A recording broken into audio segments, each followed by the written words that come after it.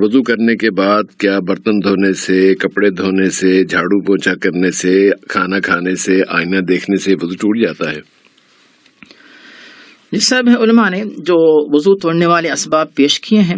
تو ان اسباب کے اندر جو چیزیں شامل ہیں ان کے اندر موصوف نے جو باتیں پیش کی وہ جو ہے چیزیں شامل نہیں ہوتی. تو وضو کے بعد اگر آپ ایسا کوئی بھی کام کرتے ہیں تو ان کی وجہ سے جو ہے وضو صرف ان اعمال کی وجہ سے وضو ٹوٹتا نہیں ہے، الا یہ کہ یہ عمل آپ کریں یا نہ کریں کسی بھی وجہ سے اگر دوسرے اسباب پیش آ جاتے ہیں، جیسے ہوا کا خارج ہو جانا، اس طرح کی کوئی بات اگر پیش آ جائے مثلا، تو یا پھر کوئی آدمی جیسے یعنی رفع حاجت کے لیے جائے یا پھر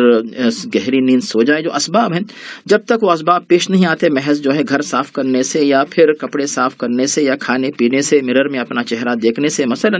تو ان کی وجہ سے وضو ٹوٹتا نہیں ہے. تو اس میں کوئی حرج نہیں. یہ بات ضرور ہے کہ جب کپڑے وغیرہ دھوتے ہیں تو پھر جو ہے ہاتھ پیر وغیرہ پہ جو ہے گندگی وغیرہ، واش روم کی گندگی اچھلنے کا ڈر رہتا ہے، گھر صاف کرنے سے دھول مٹی لگتی ہے، تو کوئی بھی انسان جو ہے اسی طرح انہی ہاتھوں اور پیروں سے نماز پڑھنے کو پسند نہیں کرتا، مسجد کو جانا پسند نہیں کرتا.